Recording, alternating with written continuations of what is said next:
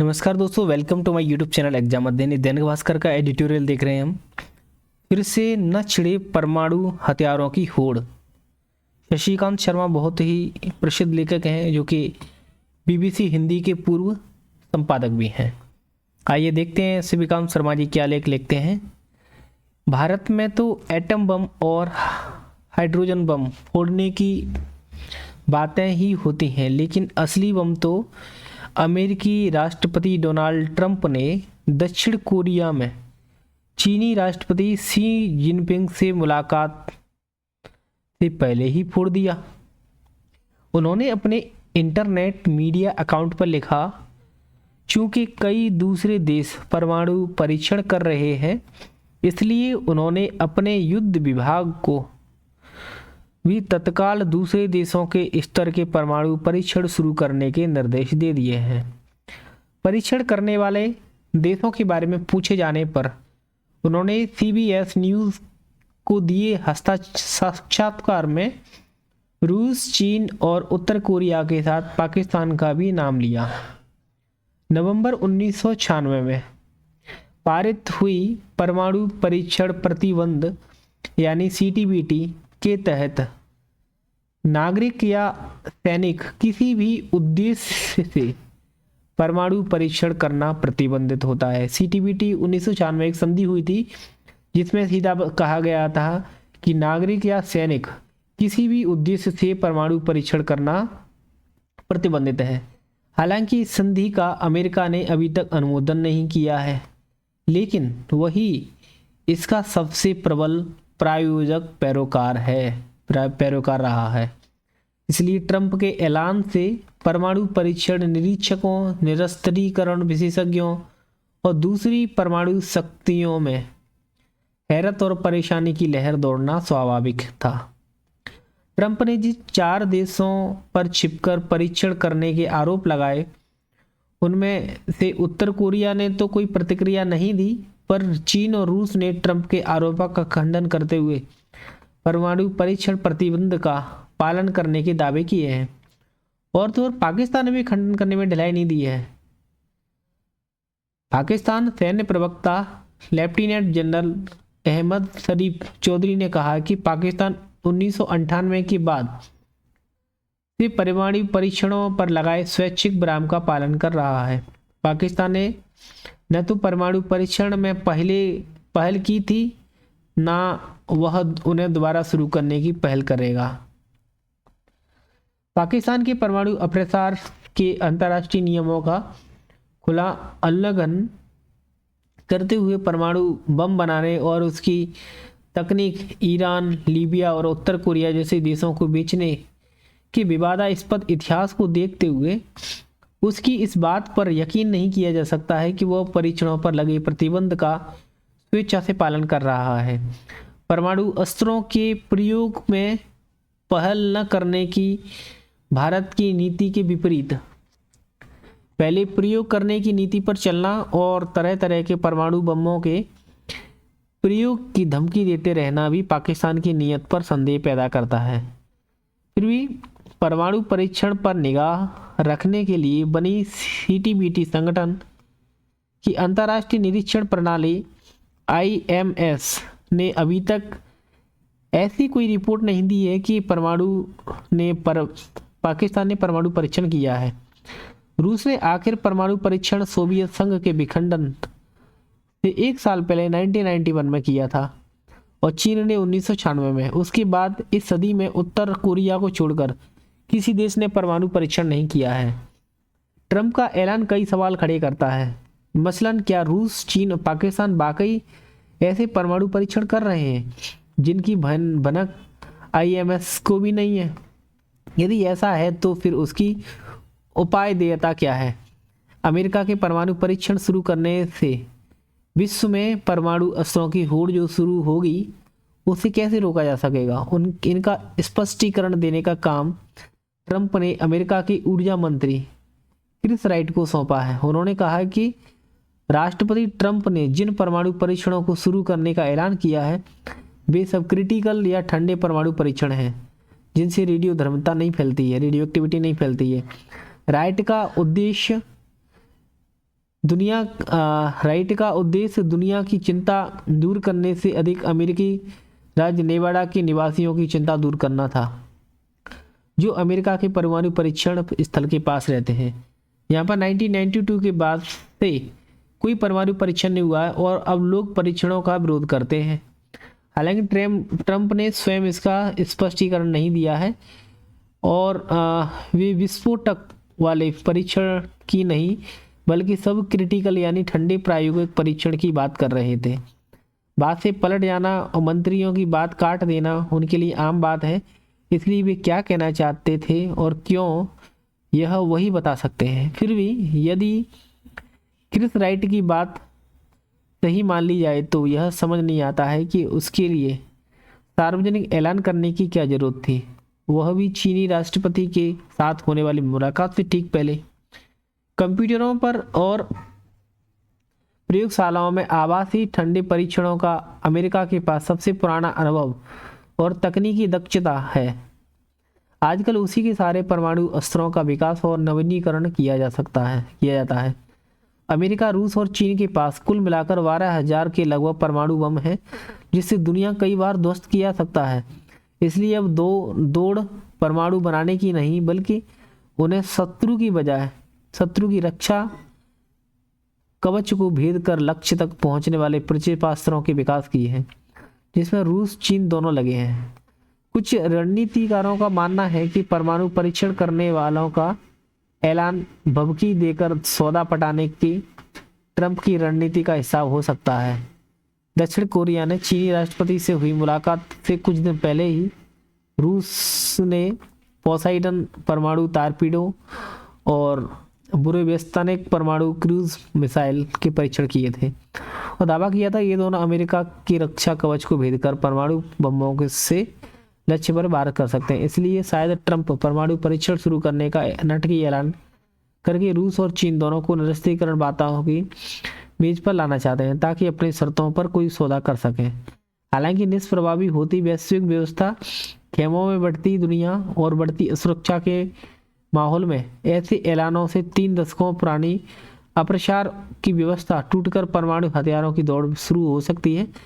यह दौड़ जहां भारत जैसी उभरती शक्तियों के लिए सिरदर्द बनेगी, वहीं ट्रंप के शांति पुरस्कार के सपने को भी तोड़ सकती है, क्योंकि नोबल समिति को परमाणु हथियारों की दौड़ शुरू कराने वाले पुरस्कृत करने से पहले 4 बार सोचना होगा।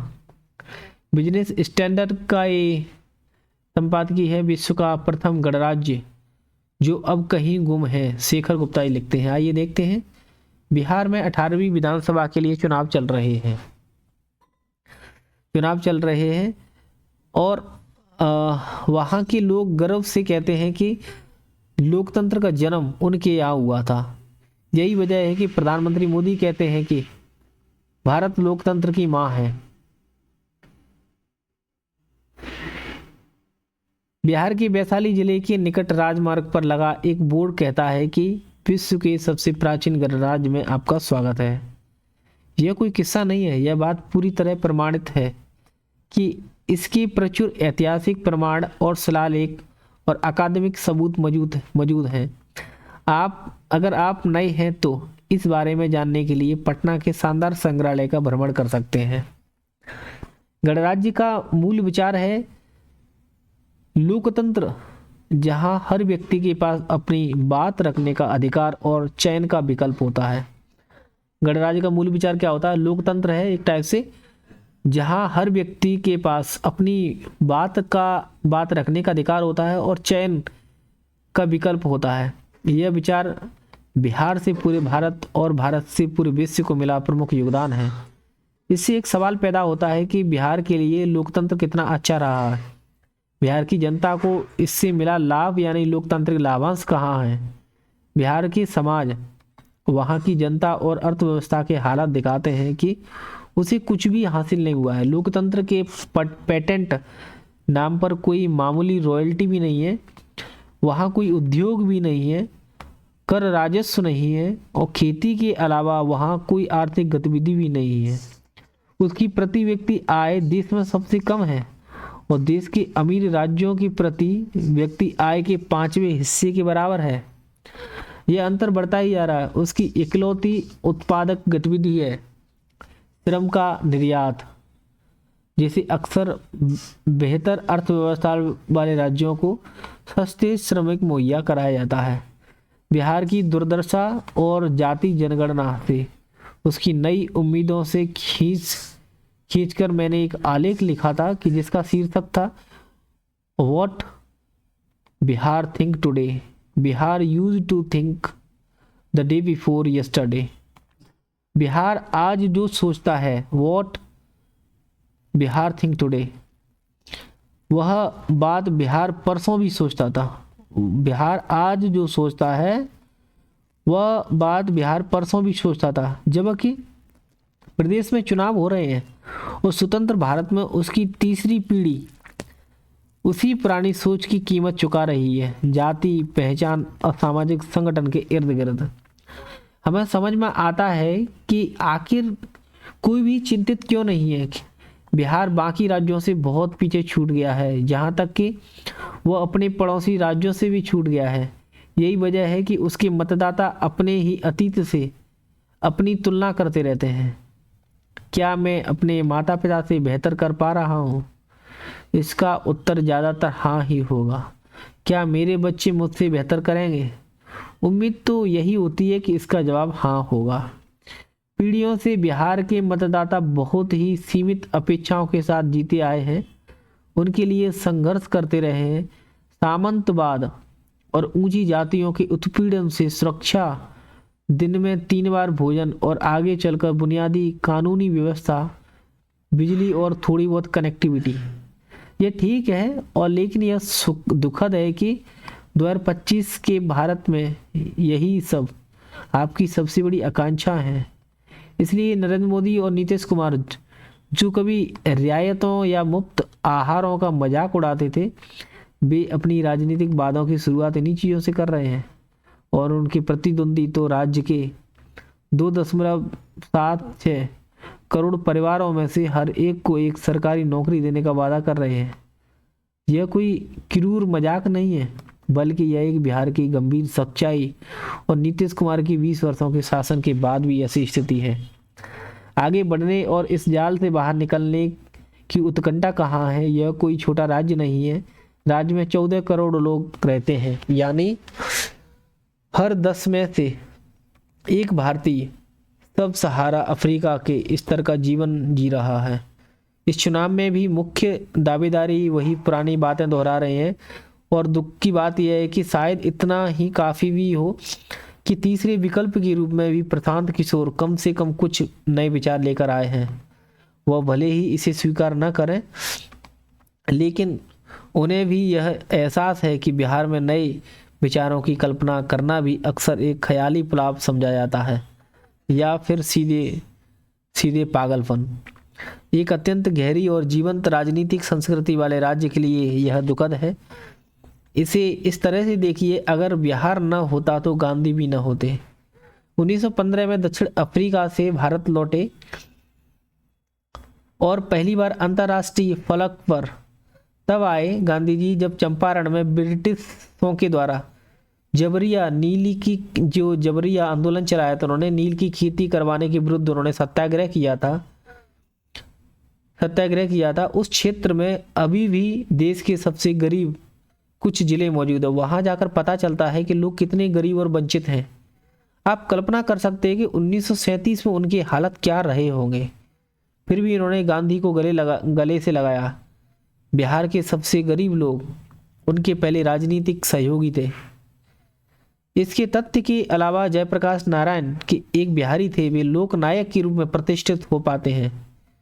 अगर बिहार की जनता उनकी राजनीतिक जागरूकता और साहस न होता तो उनका नवनिर्माण आंदोलन पूरी तरह बिहारी जनशक्ति पर आधारित था, और उसने इतना व्यापक राष्ट्रीय प्रभाव डाला कि इंदिरा गांधी को हिलाकर रख दिया था, जिससे उन्हें आपातकाल लगाना पड़ा। और 1977 में वो हार गई थी, उनकी हार हुई थी। जयप्रकाश नारायण ने 20वीं सदी के भारत में गांधी के बाद सबसे बड़ा नैतिक और राजनीतिक प्रभाव अर्जित किया। बिहार ने कांग्रेस पार्टी के राष्ट्रीय वर्चस्व के पतन की शुरुआत की। कांग्रेस पार्टी की राष्ट्रीय वर्चस्व की, और फिर इससे कभी उबर नहीं पाई है। अगर महात्मा गांधी और जयप्रकाश नारायण के उदय का श्रेय बिहार और उसकी जनता को है, तो आइए बातें करें कर्पूरी ठाकुर की, जो 60 के दशक के मध्य में उभरे। उससे पहले तक राज्य में ऊंची जातियों के मुख्यमंत्री ही स्वाभाविक विकल्प हुआ करते थे, लेकिन समस्तीपुर की एक साधारण नाई परिवार से आने वाले कर्पूरी ठाकुर ने इस परंपरा को चुनौती दी और बदल कर रख दिया। यह बदलाव सिर्फ बिहार तक सीमित नहीं रहा।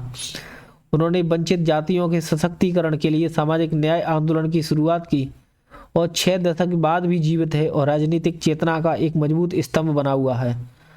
वह 1967 में कई राज्यों में कांग्रेस को बहुमत से वंचित करने वाले सामाजिक संगठनों के प्रमुख सूत्रधार थे। संयुक्त विधायक दल की राज्य सरकार में उन्होंने उप मुख्यमंत्री के रूप में शिक्षा जैसे महत्वपूर्ण विभागों की जिम्मेदारी संभाली। हालांकि यह सरकार ज़्यादा समय तक नहीं टिक पाई थी, लेकिन उन्होंने एक नई राजनीति की नींव रखी, जिसे आगे चलकर मंडलवादी राजनीति के नाम से जाना गया था।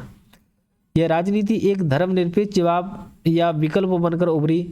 एक और उस कांग्रेस के लिए जिसे 90 के दशक की शुरुआत में नरम हिंदुत्व की ओर झुकता देखा गया था, वह दूसरी ओर भारतीय जनता पार्टी के लिए भी बात थी। उस समय तक कांग्रेस सबसे बड़ी पार्टी थी और जनसंघ पर हंस सकती थी। इंदिरा गांधी ने उसे बनियों यानी हिंदुओं का नहीं, हिंदुओं की पार्टी कहकर माखौल उड़ाया था, बनियों की पार्टी कहकर माखौल उड़ाया था। कर्पूरी ठाकुर और बिहार के लोगों ने देश का पहला कांग्रेस विरोधी और भाजपा विरोधी सामाजिक गठजोड़ कायम किया था। ये बात अलग है कि बाद में उसका विभाजन हो गया था। हर धड़ा दोनों राष्ट्रीय गठबंधनों में से एक से जुड़ गया था। कर्पूरी ठाकुर के निधन के 37 साल बाद भी कांग्रेस और भाजपा दोनों उनकी विरासत से उपजे दलों के सहारे हैं। आप समझ सकते हैं कि मोदी सरकार ने उन्हें मरणोपरांत भारत रत्न क्यों दिया।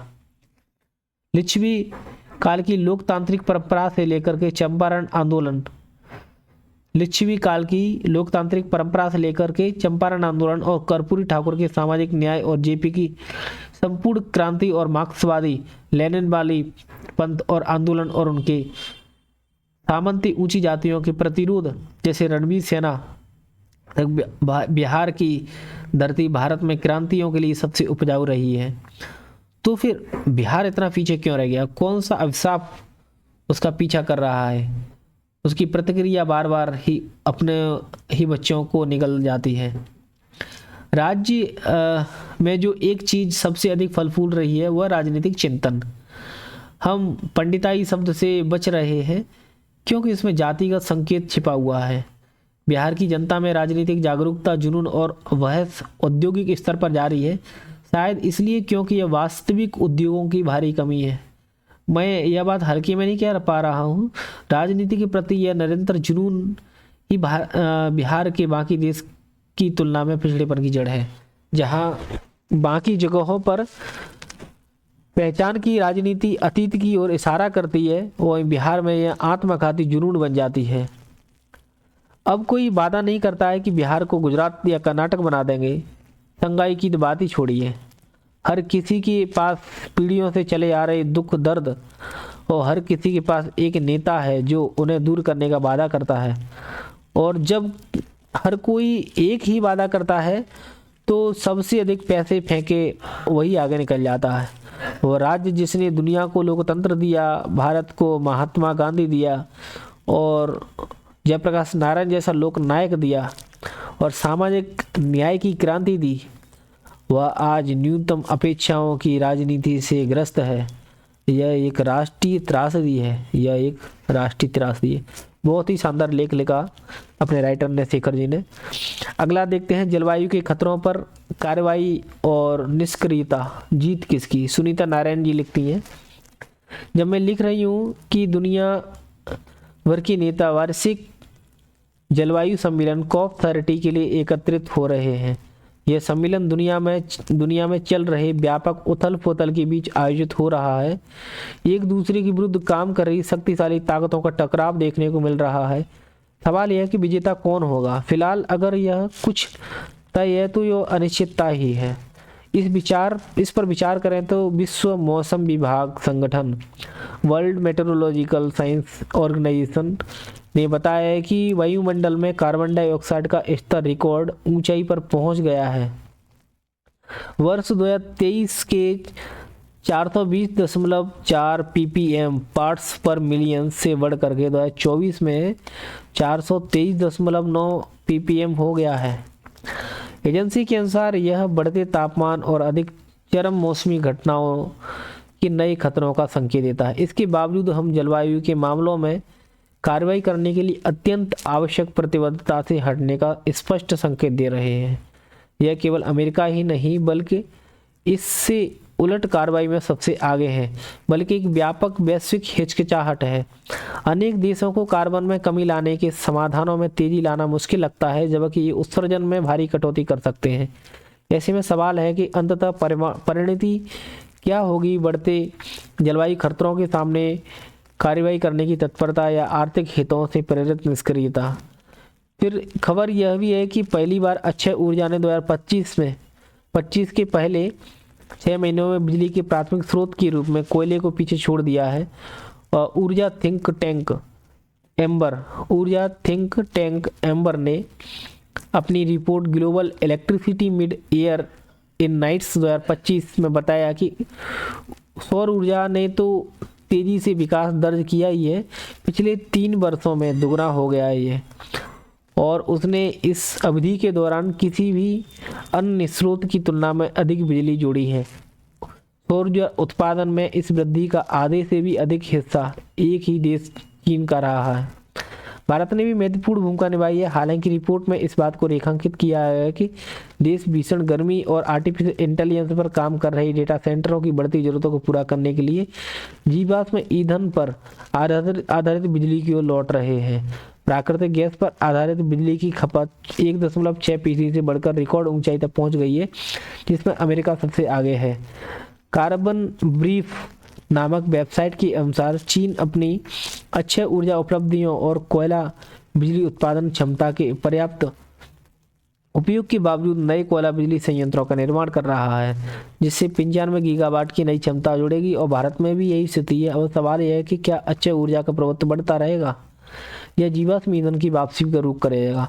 एक और बड़ा बदलाव इलेक्ट्रिसिटी वाहनों की ओर रुझान में देखा जा सकता है।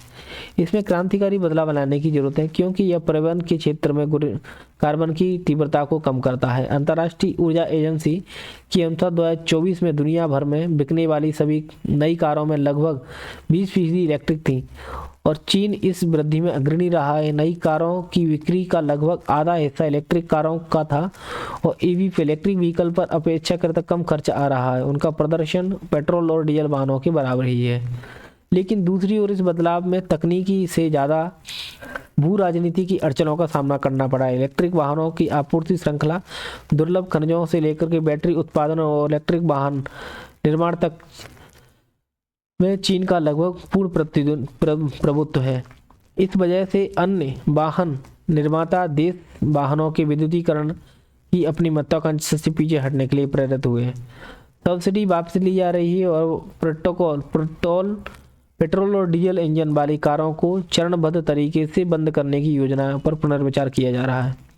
महत्वपूर्ण दुर्लभ खनिजों के निर्यात पर प्रतिबंध लगाने के चीन के हालिया कदम से इस वैश्विक हरित परिवर्तन में और अधिक अस्थिरता आने की आशंका है।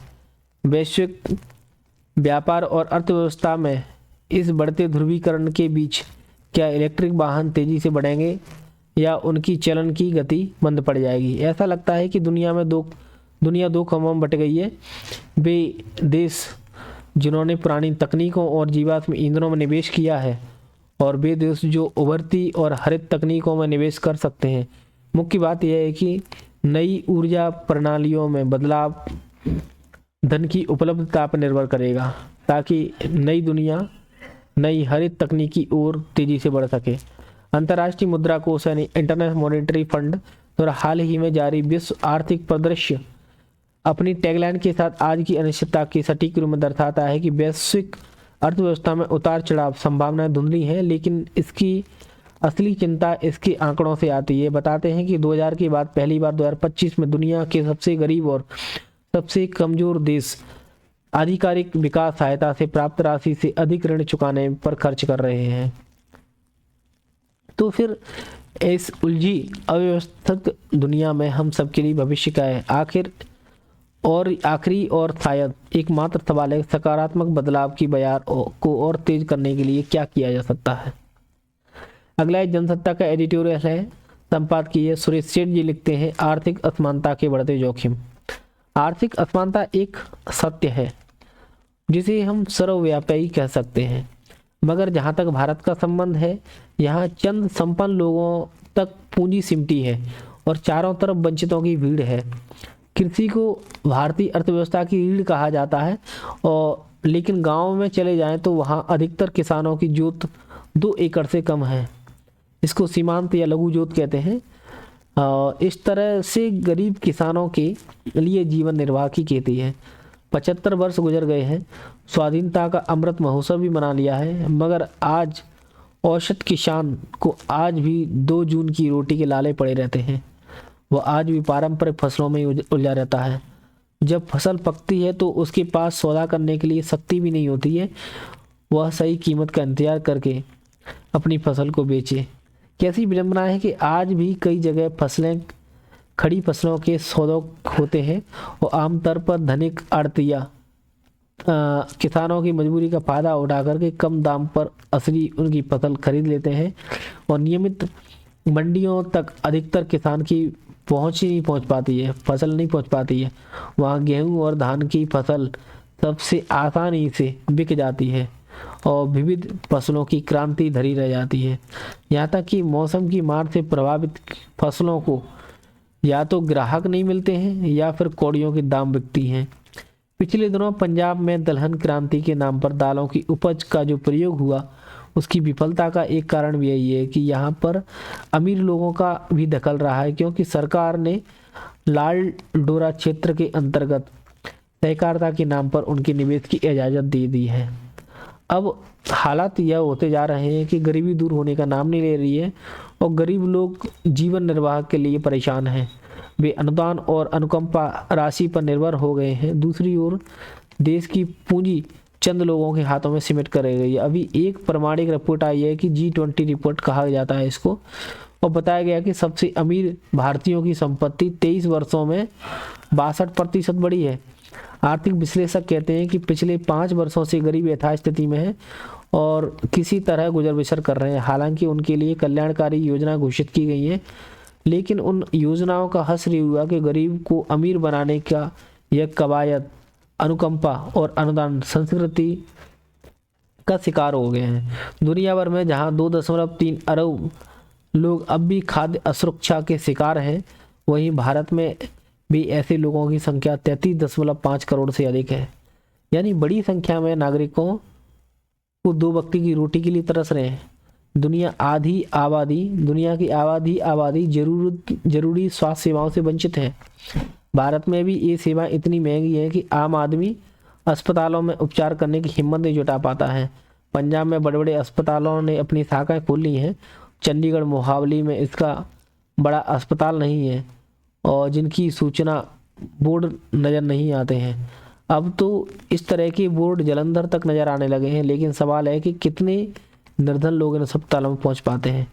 सरकार ने मुफ्त उपचार की योजना घोषित की है, लेकिन चिकित्सा जगत को तो निजी क्षेत्र को ही अपना मुक्ति द्वार मानता है। मगर यह भी सच है कि समय पर सरकार से भुगतान न होने का बहाना बनाकर अस्पतालों में गरीब मरीजों का उपचार नहीं किया जाता है। एक अनुमान के मुताबिक भारत के लगभग हर राज्य में औसतन लोग अपनी आय से सेहत पर खर्च करने के कारण जीवन की दूसरी बुनियादी सुविधाओं से वंचित हो जाते हैं। धीरे धीरे गरीबी का जीवन जीने लगते हैं। अब जरा बहुमंजिला इमारतों की ओर देखिए, उनकी चकाचौंध विस्मित है। जबकि बड़ी संख्या में लोग जैसे तैसे घर बनाकर रहते हैं, उनमें भी एक बड़ी आबादी किराए के घरों में रहती है। विश्व स्तर पर केवल 1% लोगों ने ही 4 वर्षों में अपनी नई संपदा के बल पर कुल संपदा के 44% हिस्सा पर कब्जा किया। भारत के लिए यह कथन आम है। यहाँ 10% लोग 90% संपदा पर कब्जे जमाए हैं। 10% लोग 90% पर कब्जा जमाए हैं और 90% लोग 10% पर संसाधनों पर आते हैं। पंजाब में फैले हुए बड़े बड़े फार्म हाउस इन अमीरों के अभी अभी प्राप्त नव संपदा की ओर इशारा करते हैं, जिन्होंने कर से बचने के लिए खेतीबाड़ी में पैसा लगा दिया और फार्म हाउस बना लिए। तीसरी दुनिया के देशों में सबसे अमीर 1% लोगों ने 74% संपदा पर अधिकार जमा लिया है। खास बात यह है कि इस संपदा के बढ़ने की गति बहुत तेज है। आर्थिक असमानता न केवल पूरी दुनिया में बढ़ गई है, बल्कि यह तस्वीर भारत में भी दिख रही है। इसकी जोखिम भी कम नहीं है। एक तो यही है कि अगर 1% के पास सारी संपदा जमा हो जाएगी तो क्या लोकतंत्र के लिए खतरनाक नहीं होगा? ऐसे धन कुबेर क्या अधिनायकवाद की स्थिति पैदा नहीं करेंगे? विश्लेषक कहते हैं कि ज्यों-ज्यों धनवान बढ़ेंगे त्यों तो संबंधित देश में लोकतांत्रिक पतन की संभावना बढ़ती जाएगी। अब जहां तक समाज का चेहरा बदलने का सवाल है, ऐसी घोषणाएं राजनीतिक दल कर रही हैं। इस बदलाव के पहलुओं के तौर पर कहा जा सकता है कि हम भ्रष्टाचार को शून्य स्तर पर ले आएंगे और नौकरशाही की नाक में नकेल डालेंगे। देश भर में समाजवाद को स्वर्णिम सिद्धांत के तौर पर स्वीकार करेंगे। पिछले कुछ वर्षों में बेरोजगारी की समस्या का समाधान के लिए भाषण तो बहुत हुए, लेकिन गंभीर प्रयास नजर नहीं आए हैं। विदेशी प्रतिबंधों के बावजूद नौजवान आज भी विदेश की ओर भागना चाहते हैं। उनमें बहुत से तो अब भारत लौट रहे हैं। दूसरी ओर भ्रष्टाचार का सूचकांक यह बताता है कि भारत आज दुनिया के भ्रष्ट देशों में से एक है। वह भ्रष्टाचार की उसी पायदान पर खड़ा है जिस पर इससे पहले था। इसका अर्थ है कि भ्रष्टाचार उन्मूलन के गंभीर प्रयास नहीं किए गए हैं और जो जिस कुर्सी पर बैठा है उसी कुर्सी को अपना खजाना समृद्ध के लिए इस्तेमाल कर रहा है। भ्रष्ट अधिकारी, लोभी नेता और प्रशासन इसी का ढुलमुल अंदाज है। आने वाले कल भारत शायद इसे सहन नहीं करेगा। भारत का स्वर कभी नहीं फूटेगा। असमानता का यह परिदृश्य खतरनाक ही साबित होगा। वंचितों की नींव पर संपदा के विकास सिलसिले कितने दिन चलेंगे? एक न एक दिन देश को इस समस्या से निपटने की पहल तो करनी ही पड़ेगी। अगला हिंदुस्तान.com का एडिटोरियल है COP30। हालांकि इसके बारे में अभी इंट्रोडक्शन देखा था अपन ने। COP30 का जो सम्मेलन होने वाला है जलवायु परिवर्तन से संबंधित। आज की बात है 10 नवंबर, जब यूनेस्को की पहल टिकाऊ भविष्य के निर्माण में विज्ञान के महत्व को समझते हुए शांति और विकास के लिए विश्व विज्ञान दिवस मनाया जा रहा है। ब्राजील के बेलेम में 197 देशों के प्रतिनिधि इस बात पर चर्चा करने के लिए जुटे हैं कि जलवायु परिवर्तन की चुनौतियों से कैसे निपटा जाए। यह मूलतः उन देशों की सालाना बैठक है जो जलवायु परिवर्तन पर 1992 के संयुक्त राष्ट्र फ्रेमवर्क कन्वेंशन पर सहमत है। हालांकि यह उनका 30वां सम्मेलन COP30 और प्रतिनिधियों का जमावड़ा बीते गुरुवार से ही होने लगा है। इसकी आधिकारिक शुरुआत आज से ही हो रही है और 21 नवंबर तक चलेगी। यह बैठक कितनी अहम है कि इसका अंदाज़ा इसी से होता है कि गुरुवार को ही विश्व मौसम विभाग ने अपनी रिपोर्ट में साल 2025 को अब तक का ज्ञात इतिहास का दूसरा और तीसरा सबसे गर्म वर्ष रहने का अंदेशा जताया है। इससे पहले वर्ष 2023 और 24 में भी वैश्विक गर्मी का रिकॉर्ड टूट चुका है और चरम मौसम के नए मापदंड बन चुके हैं। साफ है कि बदलती आबो हवा अब मानव अस्तित्व को चुनौती देने लगी है। ऐसे में संयुक्त राष्ट्र महासचिव एंटोनियो गुटेरेस की तल्खी समझी जा सकती है कि सम्मेलन के उद्घाटन सत्र में उन्होंने सख्त लफ्जों में कहा था कि वैश्विक तापमान को 1.5 डिग्री सेल्सियस के नीचे बनाए रखने में हम सफल नहीं रहे तो हमारी नैतिक विफलता और लापरवाही है। हालांकि चुनौती सिर्फ बढ़ता तापमान ही नहीं, पूरी दुनिया में ऊर्जा की मांग अनवरत बढ़ रही है। बड़ी अर्थव्यवस्थाएं अपनी जलवायु नीतियों को बदलने लगी हैं। अमेरिका के राष्ट्रपति ट्रंप ने इस साल की शुरुआत में ही सत्ता संभालते ही ऐतिहासिक पेरिस समझौते से खुद को अलग करने का ऐलान कर दिया, जिससे वैश्विक तापमान वृद्धि को धीमा करने के इरादे 15 में काफ़ी मशक्कत के बाद स्वीकार किया गया था। और राष्ट्रपति ट्रंप जीवाश्म ईंधन को बढ़ावा दे रहे हैं। स्वच्छ ऊर्जा के प्रति अमेरिका प्रतिबद्धता से मुंह मोड़ रही है। हालांकि संतोष की बात यह है कि सबसे बड़ा कार्बन उत्सर्जक देश चीन अक्षय ऊर्जा में अपना निवेश बढ़ा रहा है और भारत ने भी हरित ऊर्जा को लेकर अपनी गति तेज कर दी है। अक्टूबर के आखिरी दिनों में हमारी कुल स्थापित ऊर्जा क्षमता 500 गीगावाट से अधिक हो गई है, जिसमें से आधे से अधिक यानी 256 गीगावाट ऊर्जा गैर जीवाश्म ईंधनों से मिलने लगी है। यह स्वच्छ, सुरक्षित और आत्मनिर्भर ऊर्जा भविष्य के प्रति हमारी प्रतिबद्धता का प्रमाण है। COP29 में ऐसे आर्थिक पैकेज पर जोर दिया गया था जिससे ऊर्जा उत्सर्जन में कमी करने से विकासशील देशों को होने वाले नुकसान की भरपाई की जा सके। हालांकि तमाम कोशिशों के बावजूद संपन्न देश सालाना 300 अरब डॉलर की सहायता राशि देने पर राजी हुए थे, जिससे भारत सहित कई देशों ने खारिज कर दिया, क्योंकि मांग साल 35 तक हर वर्ष 1.3 ट्रिलियन डॉलर रही है। जाहिर है कि इस बात का यह मुद्दा सुर्खियों में रहेगा और तमाम देशों को अपने उत्सर्जन कम करने के लक्ष्य और अनुकूल कदम बढ़ाने का रोड मैप शो करना पड़ेगा। बेशक यह आसान काम नहीं है, क्योंकि इस पर मुद्दे पर विकसित और विकासशील देशों के बीच गहरे मतभेद रहे हैं, पर तमाम नेताओं को इस पर सहमति बनानी होगी, खासतौर पर जब उत्सर्जन पिछले एक साल के एक रिकॉर्ड ऊंचाई पर पहुंच गया हो। तो बहुत ही ये COP29 30 होने वाला है। कहाँ पे? ब्राज़ील के बेलेम में 197 देशों के प्रतिनिधि के माध्यम से। तो बहुत ही शानदार एडिटोरियल रहा। और ये वाला एडिटोरियल भी देख रहे हैं आर्थिक असमानता के बढ़ते हुए, इसमें डेटा का भी बहुत अच्छे शानदार से यूज़ किया गया है कि भारत में बताया गया है कि 10% लोगों के पास 90% संसाधन है और 90% जनता के पास मात्र 10% संसाधन है। 1% जनसंख्या है, मतलब जो अमीर लोग हैं वो बहुत सारा मतलब अपने पास जुटाए हुए हैं, ठीक है। और मतलब अमीर अमीर होता जा रहा है, गरीब गरीब होता जा रहा है। तो इसे कई प्रकार की बातें की गई हैं यहाँ पे।